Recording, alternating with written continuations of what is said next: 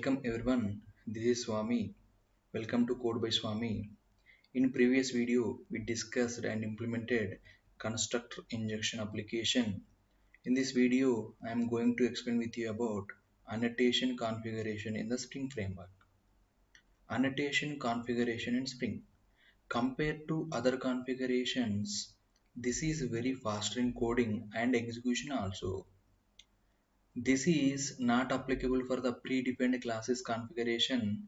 We can configure only for programmer defined classes. Like this, we can use annotation configuration in Spring Framework.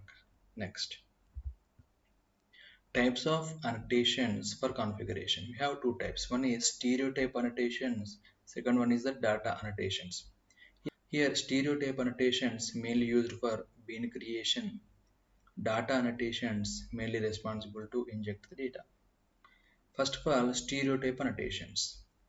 These annotations are responsible to detect the classes and creates the object for those classes. To do this, activate the annotation with the base package. Provide stereotype annotation on top of class.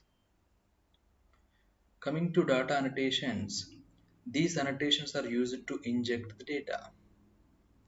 Next, stereotype annotations. Component, repository, service, controller, REST controller. These all are comes under stereotype annotations. First of all, component. It must be applied on the class level. It will inform the container to create the object for that class. If no object name is provided, then it can consider class name as object name. Next, repository. This is also creates the objects and supports database operations.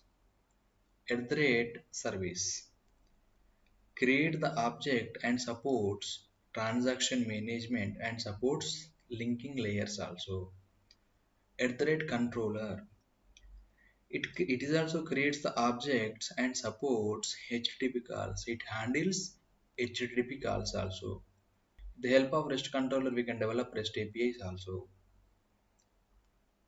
Next, data annotations.